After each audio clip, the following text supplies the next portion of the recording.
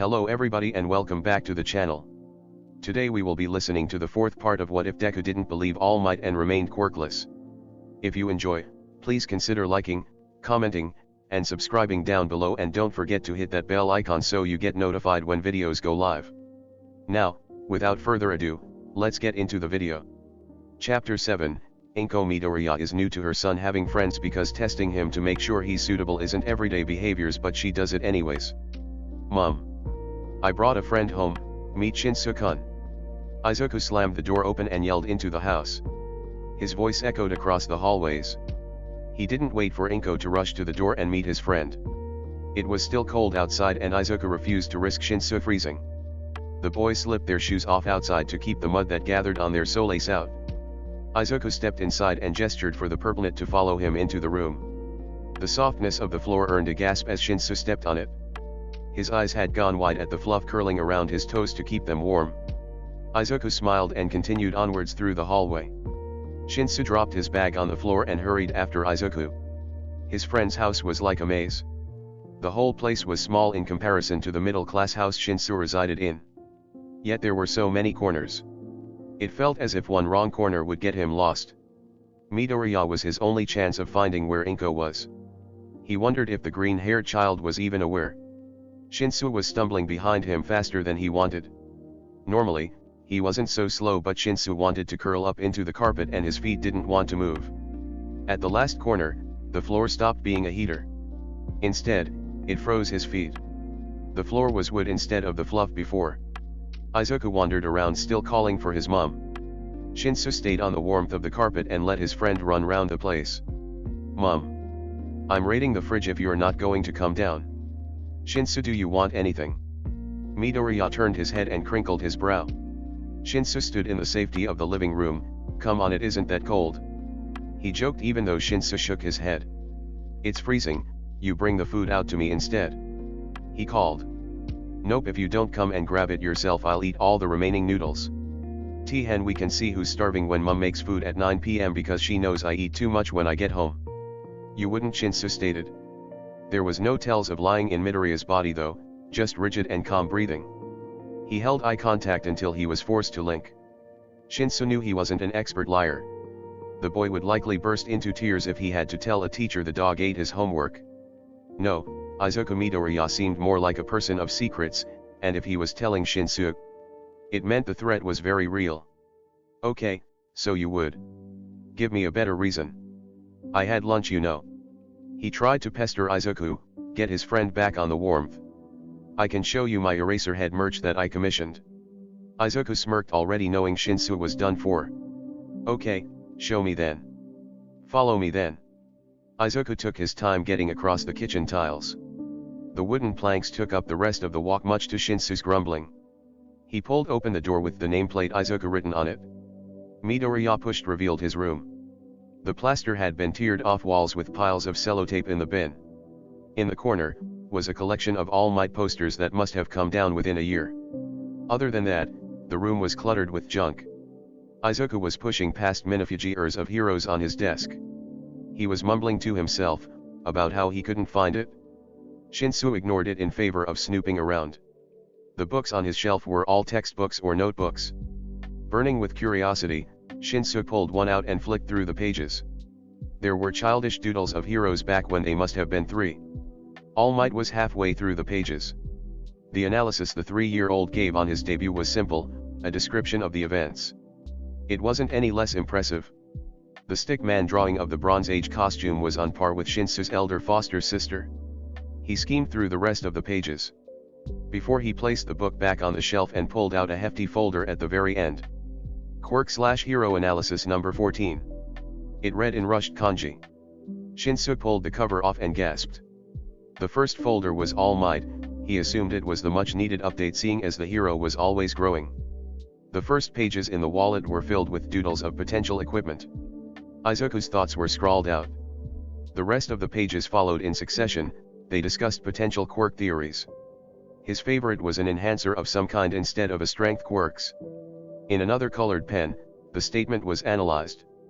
Using the potential injuries he could have carried from battle, he pushed the idea that All Might couldn't keep up with hero work. Izuku ended with, the symbol of peace might not be at such a high risk of assassination if he slowed down. Nor would the crime rates be picking it up. Masterminds are picking up on this weakness, yet All Might refuses to take action, going as far to teach at UA. This certainty means we are going to lose the symbol of peace within the year. Shinsu placed the folder down. How do you know all that? That has to be more than some crazy deductions you have going on. Izuku froze like a deer in headlights. Shinsu-kun, don't you find that creepy? His voice was distant, as if Izuku already knew the answer. Shinsu scrunched his face up as he thought of the answer. It's impressive, I have to say that. I mean, I always saw you trying to avoid the magical world of quirks with your lack of one. I didn't think you'd be able to fully understand what it's like. That sounded like the right thing to say. Okay. Midoriya breathed out. His heartbeat was pounding out of his chest, but he forced on a smile. Yeah, people like to tell me I can't understand quirks like they can. I can't really. I could never be a quirk specialist because I'll never feel that muscle flexing in my everyday life, but I can get close. Izuku smiled. I used to want to be a hero, so I started to work on analysis to try and imitate Eraserhead. I thought maybe I could nullify them through other means. I realized that was a childish dream, obviously. I'm just enjoying life before I get knocked into McDonald's now. You aren't going to work at McDonald's. Midoriya can't take offense because that plan is bullshit. You could be a blogger, or a therapist for kids with new quirks. If you can't be a hero, this here is your future. Midoriya shook his head. Come on, Shinsu-kun. You must know better than anyone that isn't possible. Anyways, we're getting off topic. He poked Shinsu's nose. Explain why I found you crying in the bathroom. You know how I'm a villain. Midoriya opened his mouth to object only to find it muffled by his friend's hand. Because of my quirk. Well, people decided they always needed a way to break out. It's always been a crowd of people pushing all around me or nothing. That's good enough for you. Shinsu drawled. He dropped his hand from Midoriya's mouth so the boy could speak. I thought you just had claustrophobia. I mean, maybe you do, I just didn't expect that to be why. Wait, am I mocking you for your trauma? God, can you tell me to shut up? Shut up. Thank you. Midoriya tilted his head like a mock bow. It felt wrong, but it was the best thing he could do after forcing an answer from Shinsu. The purplenet had tucked his head in and avoided meeting Izuku's eyes. His cheeks were flushed from embarrassment. There was a pit in his stomach as Shinsu waited for Izuku to laugh at him, or continue pushing. The bed couldn't swallow him up quick enough. Midoriya didn't push. He knew from those times he had curled up in the plastic chair in the quirk counselor's office. Pushing didn't do anything. Both of them kept their thoughts to themselves. What did you even say after dumping that on someone you'd only known for a few days? Creak, PMPH, creak PMPH, creak, PMPH, creak PMPH. They would have stayed in the silence if it weren't for the tells of someone working their way across the floorboards. Izuku poked Shinsu. The purple-haired boy looked up. I neglected to mention that Mum would check on me and will burst through the door in around 3 minutes to bombard you with questions, didn't I? It's like some "are you fit to be Midoriya's friend" test. What are you talking about? You'll see. Izuku winked and sat upright against the wall. Shinsu remained slouched by his feet. The door opened, revealing their positions. Inko looked at the two and sighed. Izuku waved at her and Shinsu flipped over to stare at her. Izuku said, "Hey Mom. This," he gestured towards Shinsu, who was now lying across his feet, "is Shinsu Hitachi, my friend I told you about yesterday." "Hey." Shinsu called. Inko rubbed the brow of her forehead. "It's a pleasure to meet you, Shinsu-kun. I really wish Izuku would message me next time he had a friend round. We planned on having leftovers, so I'll have to run and do some shopping. Please refrain from snacking at the fridge foods." She grinned and shut the door again. Shinsu was immediately kicked from his spot. Like a starfish, Shisnu remained with his head buried in the fluff of the floor. It squashed his nose, but he didn't move. From above, Midoriya giggled at the body on his floor.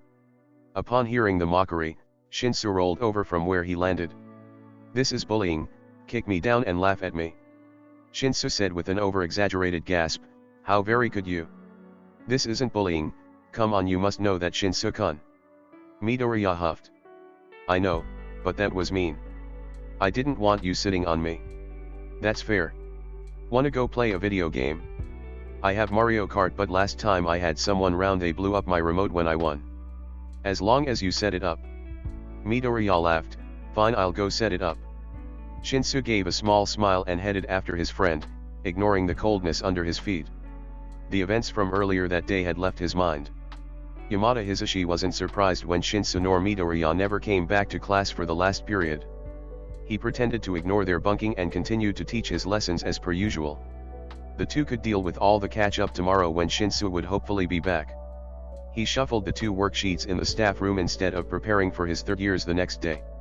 The job was really tiring in the aftermath. Printing off a few sheets seemed like too much effort. He was the first in the staff room, meaning he couldn't get someone else to grab them for him. Yamada had already been forced to make his own coffee, now this? He refused to believe in it. Slumped on the sofa, he flicked through what the kids had already done. He looked for obvious mistakes that would take less than a minute to mark. Unfortunately, none of them were new to the language. It wasn't fair. Shouta got to do his job in the hours he was paid for. Nemuri gets to rant about art for an hour before sending kids off so she could look at even more art. She tried to complain once that correcting people's creativity wasn't right. Yamada's job was based on pre-existing rules and he was fluent in English. Yamada screeched that the amount of rules were insane. Most English people their age didn't know half of what his kids had to. That was when Nemuri caved and let him take the win, even she didn't agree. He was so wrapped up in his mind. Yamada missed Nemuri walk through the door and grab the biggest hoodie in the room and shove it on. Hisashi! Nemuri yelled. She collapsed beside him with her back against the radiator. He looked up to see her hugging the lump of metal that was perfectly capable of burning her. I thought you went brain dead for a second there. It's freezing and I want to know if you can turn the heater up. Yamada didn't see the point in arguing. He leaned over and turned the heating up. It'd take a few seconds before he was burning in the leather he was decked out in.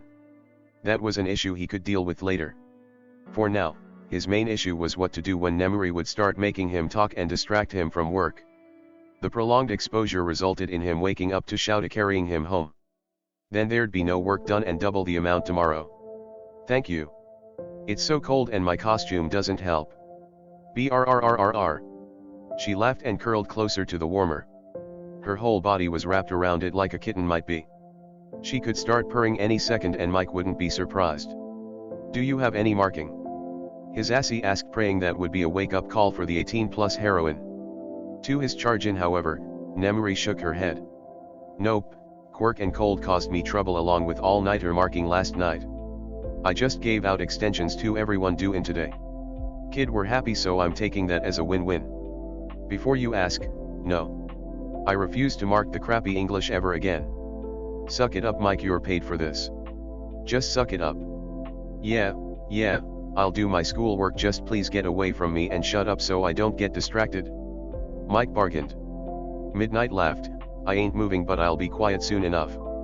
Good luck with the marking, hun. Yamada felt his mouth open.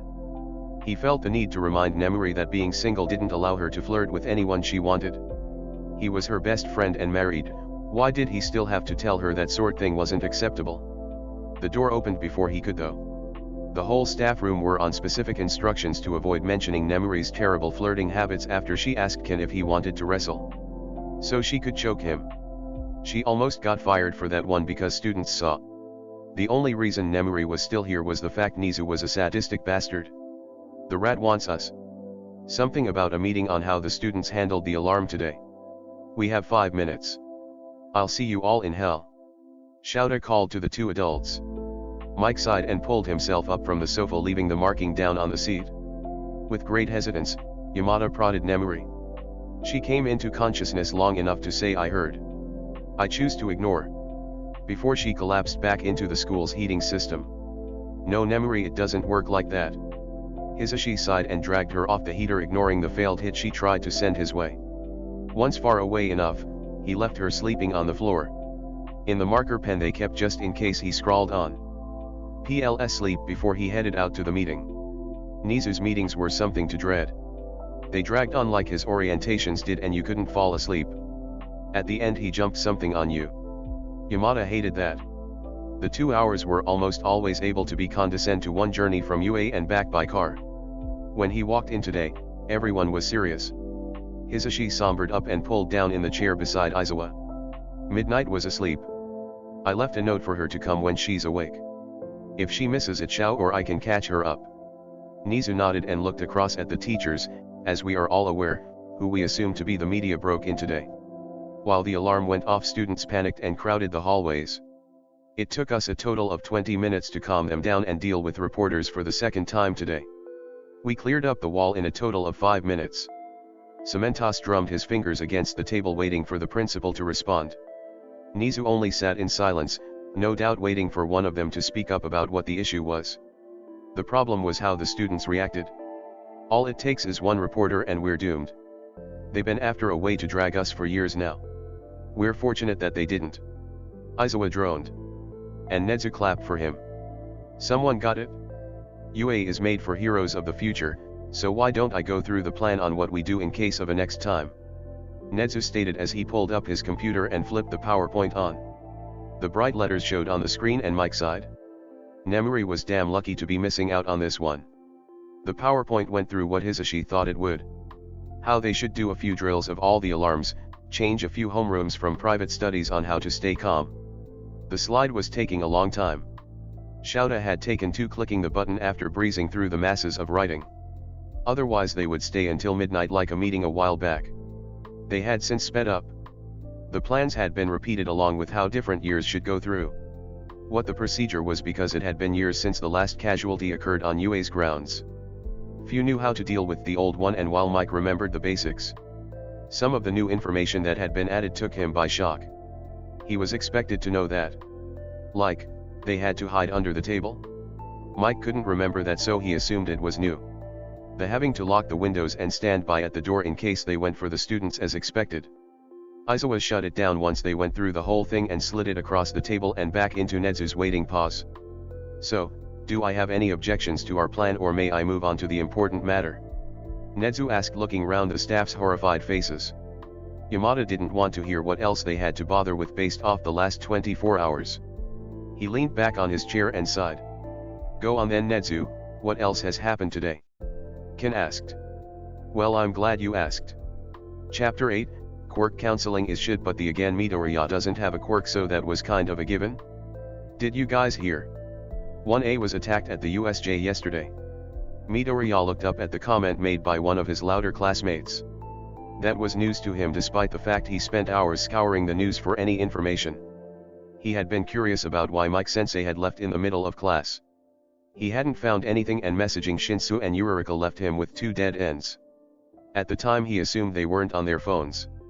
Now, Yurika, who was basically attached to hers, not responding made a lot more sense. She must have been part of the attack. Izuku should ask if she was okay, but would she want to relive those memories? He could barely manage to think back on his days in middle school, let alone being the target in a villain attack. What happened? Someone yelled over the homerooms, gossiping. These people raided one of their classes to try and kill All Might? Apparently, he took down something made to kill him. I wish I'd been there. Someone else explained. The comment sent waves of uncharacteristic anger through Izuku. It was so easy to say when you never experienced it. When you're on the thin line that separates life and death, you only want out. Everyone was only out of there because they didn't panic and they were capable of fighting. Izuku didn't want to break the fragile peace he had built up with his classmates. He really didn't. The words came out of his mouth anyways. You wouldn't want to be there. They could have died then instead of standing over our desks talking about it. We'd be standing around crying families and their coffins. How can you even want to be in a villain attack? His voice strained. Tears pooled in his eyes at the thought of seeing Yurika's and Kiken's bodies. He blinked them back and kept his mouth in a wobbly line. His classmates' eyes were wide. They stared at the poor Quirkless boy who obviously would have died if he had been there. That was going through their minds as the silence dragged on. The noise started with a as one of his classmates started to think aloud, Midoriya-kun, you're Quirkless. If you was thinking about it as if you were there, of course everyone being dead would make sense. None of us here could defend ourselves against the villains, but 1A is the cream of the crop. Their quirks would be powerful enough to defeat the villains. They couldn't die, not when they could just cremate them to the crisp. Right? That Boom Boom boy from the sludge incident is also in 1A, right? He could have defeated a few thugs with a quirk like that. I wouldn't be surprised if they even thought they had a chance. I know, right? They probably didn't even have to try with quirks like theirs. I know. Anyone else would have been screwed, but they really did well with that quirk lottery. The noise delved back into noise. Everyone praised the hero course. It was all about quirks, always about quirks. None of his classmates even considered the work they put into perfecting the skill. Eureka spent months on the beach cleaning. She already had a ton of quirk control, but to get it to a point she could pass the entrance exam. So much sounded like an exaggeration. Kaken could take on a low-level villain if they suited him. Yet, if they came to destroy All Might, low-level thugs seemed like an underestimate. Izuku couldn't be sure though. People on the streets could be petty. If someone offered them 100 or so yen for an assassination attempt, he didn't put it past them to do it. He wondered if his favorite mugger would delve so low. She always liked cooing about how Izuku was practice for her big gig one day. She may not have been going places the last time he saw her, but he never imagined her having good judgment skills. If she did, Izuku would be shocked. What mentally stable 16-year-old ran around the streets at 6 p.m. holding a knife to people's throats? Then threatened to drink their blood if they didn't hand over their belongings. That was just her though, most people had some sense of self-preservation. Izuku pulled out his phone and began to tap into the search bar UA-USJ attack.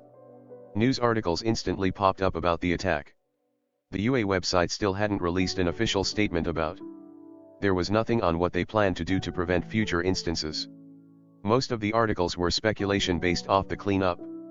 Several police cars were spotted. A few reporters had grabbed an interview with students off the grounds. Low-level thugs wasn't used once. Villains was the most frequent term, along with hitman and backup. The amount was overwhelming, with the students saying you couldn't see past them all. They were everywhere. They continued to explain how Eureka-chan ran in to try and help All Might nearer the end of the battle. She was fuming. Her best friend almost died minutes earlier, and now the same guy was trying to kill the number one. She jumped in, and I reckon if there wasn't a warping quirk she would have got a hit. I don't think anyone else would have been injured if Eureka-chan hadn't jumped in. It was still amendable that she did so. The article continued to talk about Eureka. About how such a powerful quirk was in kind hands and that she would go on to become a great hero.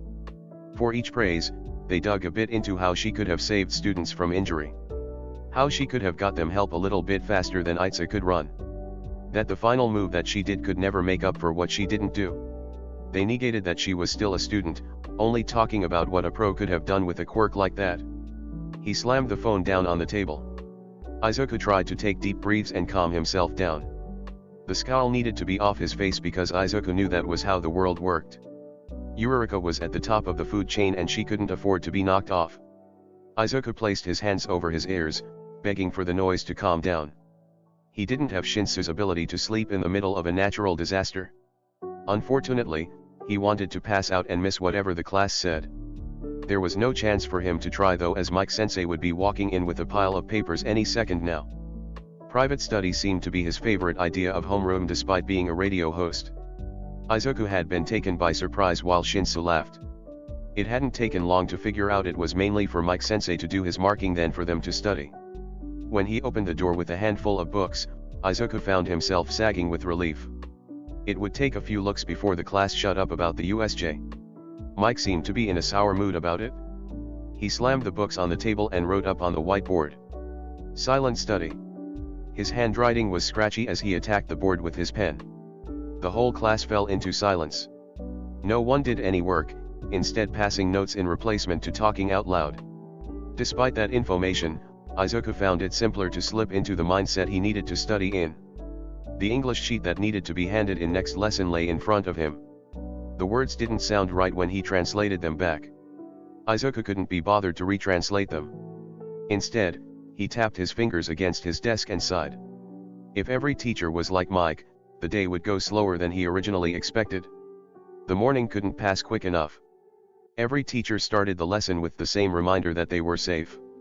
General studies were left alone compared to the rest of UA. They shouldn't trust news reporters. This was not an excuse for lack of homework because they were not the ones under attack. Izuku was sick of it. By the time lunch came around, the energy might have been sucked out of him and he had no money for a can of Monster Energy. His head almost slammed into his bowl of rice and Shinsu would have only stared at him. He pushed himself up and kept his head balanced on the palm of his hand. "Did you even get sleep last night?" Shinsu asked, looking at his friend. Izuku groaned and flopped his hands onto the table, letting his head follow. His eyes shut once they were buried in his jacket sleeve. The bowl of rice lay discarded at the end of his table. There was a prod at his shoulder. He turned his head round to see Shinsu looking at him. "Can you please not fall asleep on me? Otherwise I will as well, and we don't need another mark on our records for bunking." Shinsu pleaded. "No." Izuku mumbled out. "Please. Don't sleep, get an energy drink or something," Izuku stated before he dropped his head back into his hands and pretended to sleep. The cafeteria was still too loud. Even as he started to tune it out, so only blissful silence remained, Izuku Midoriya would not fall asleep. It was only getting harder to open his eyes while his thoughts began to slow down and drift off to an unknown land. He could barely realize he had failed to grasp them before he forgot altogether. He was asleep seconds later, much to Shinsu's chagrin. His friend had left him to battle the world of boredom alone.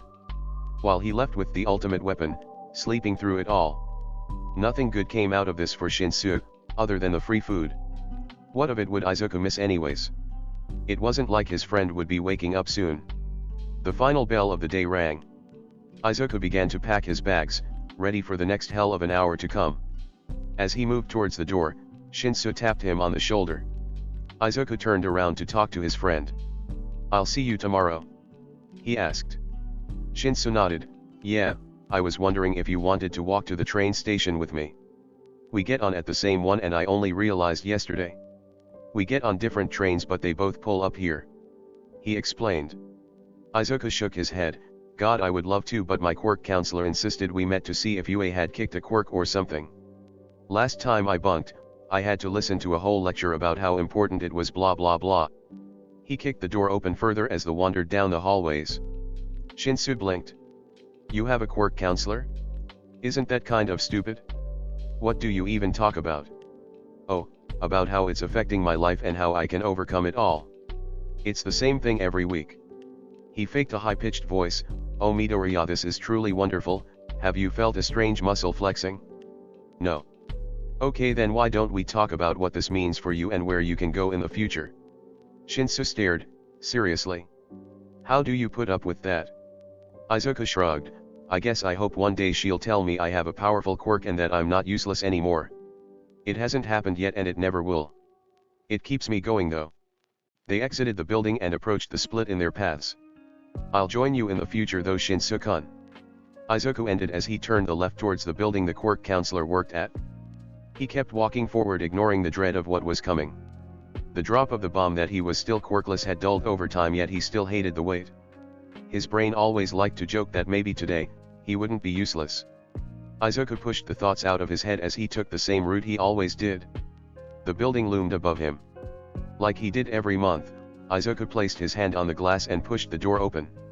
He wandered over to the receptionist's desk and went through the same song and dance he always did. He was Midoriya Izuku, there to talk to Dr. Tomoko. She's expecting him around now. They're meeting on the 5th floor like it always was, and he could go up there now. So, Izuku took to the stairs before knocking on his counselor's door. "Come in, Midoriya," came her voice, and he pushed the door open.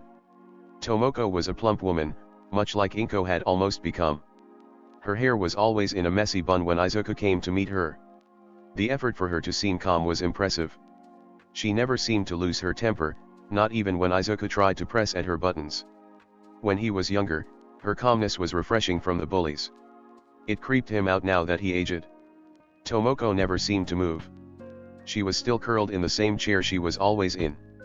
Nothing in the room had changed, as if it were frozen in time while Izuku aged. "Hey," Izuku said as he pulled out the same chair he always did. He slipped into it and fiddled with his hands, waiting for the same song and dance. It always happened to repeat itself. Tomoko smiled as she pulled up his file. "How's it going, Midoriya?" she asked, using formalities like she was directed to. The two were on a close enough level at this point that Izuku would consider them on first-name basis. But Izuku's standards were low. Normal people didn't allow that level of closeness at the single act of kindness. "I'm doing well, how about you?"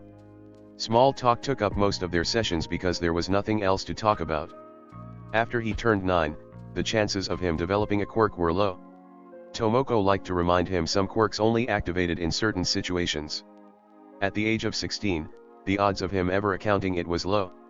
Izuku's highest odds of developing a quirk were if he were to be in a dire situation. That triggered him to magically lose his toe joint. He might have believed it was true, if it had been proven fatal to try and remove it. Not much has changed, now do you want to get this over with? She asked. Izuku nodded. The sooner they got the first question, the quicker they could focus on what was really starting to matter. After UA, as Izuku went into his civilian life, people would begin to use their quirks to help study and be more efficient at jobs. He had to know how to keep up. Managing his time to push himself to his body's limits would be crucial. The world would care the minimal amount that he was with an instant disadvantage. No, Izuku could push himself to death and he would never be on the same page. Right, have you felt a muscle flex in your toes at any point during our last meeting and this one? Tomoko asked. She was already scribbling down his answer. Nope. Izuku popped his pee. I'm still quirkless. Now can we get to the whole, this is your plan for the future thing? Have you found any McDonald's that would let me work for them yet? He didn't expect Tomoko to have any results. It wasn't the woman's job. So when she swiveled her PC for him to look at, Izuku was pleasantly surprised. Jobs currently accepting those with weak quirks, and one which accepts the quirkless. Izuku scrolled down to the bottom. The bright red letter read number 10, deodorant tester. You're kidding me? This was the only job you could find that would accept someone like me? Izuku asked, looking at Tomoko. He tried to find any sign that she was joking. Her mouth was in a straight line. She stared at Izuku, and shook her head. That's why I still think you should sign up for the weak quirk fund Midoriya. I know your teenage pride says you shouldn't, but that isn't a job a smart boy like you should have to take. You're above that. You might think you stand a chance in the adult world, but it's not a fantasy. You have your best years are right now, you don't deserve to have to spend it all worrying about your adulthood. The promise was pleasing, to have a few £100 donated to him monthly. He wouldn't have to worry about getting a job. There was a catch, one craftily hidden in plain sight. After all, if you dared let your quirk hold you back in life, you were dead weight to the government. It had taken months of studying to find how the government feigned their help. Izuku had to pay taxes for it. Not as much as he gained, but with simple maths, he'd gain 500 yen monthly. It had been written in such fine print, hidden in the pages upon pages of law books. He tried to communicate the issue once.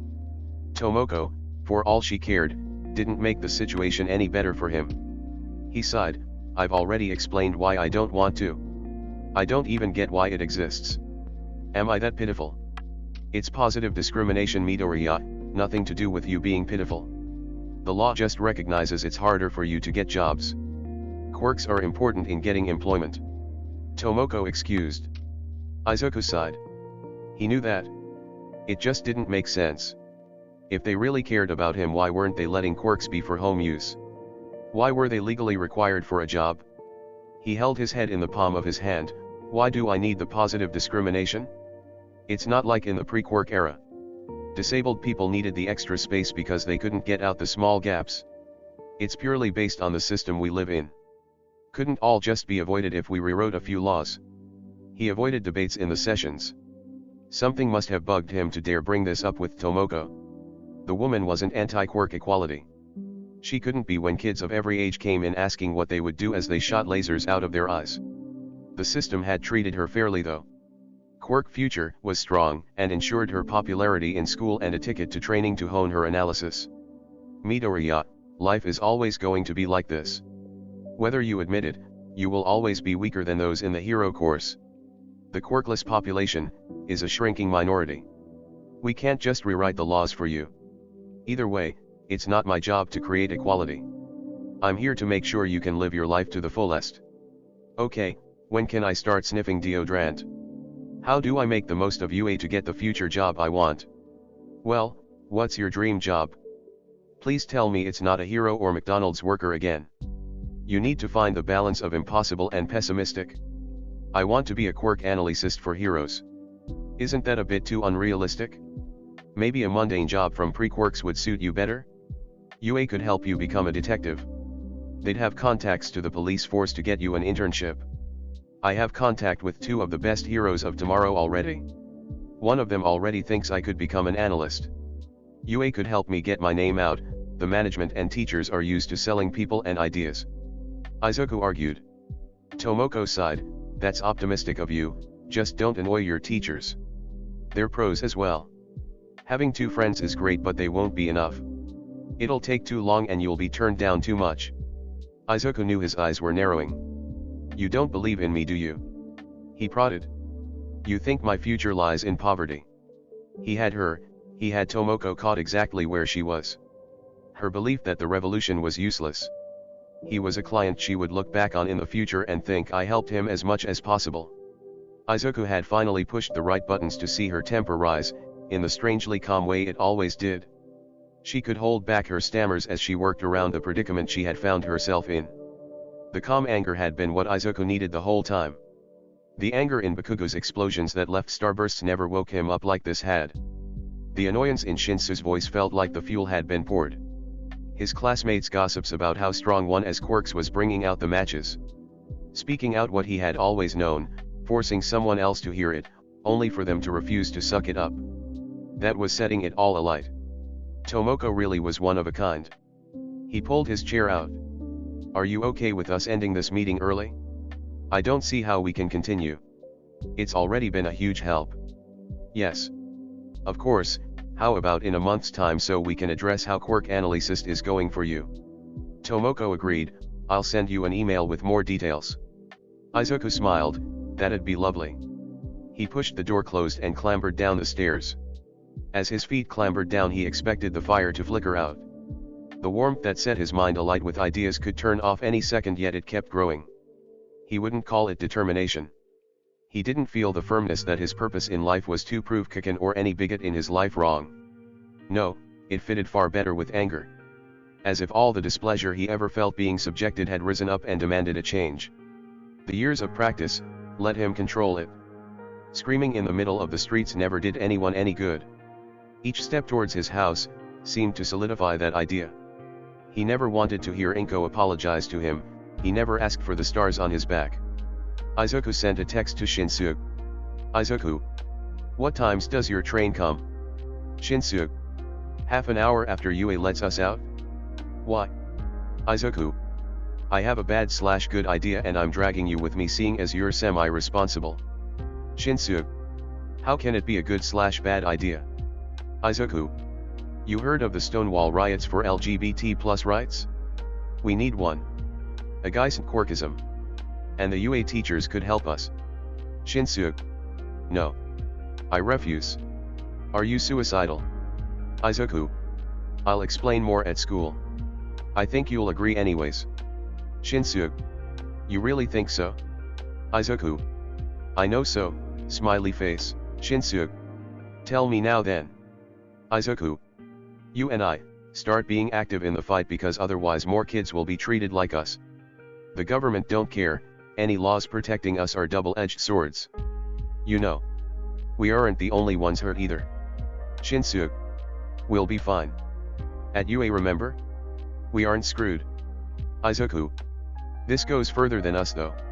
Just, see what Mike thinks. He'll do the talking. Shinsu. What even started this? Izuku went offline. Alright, that's where we'll leave off for the day. Thanks so much for listening along with me today.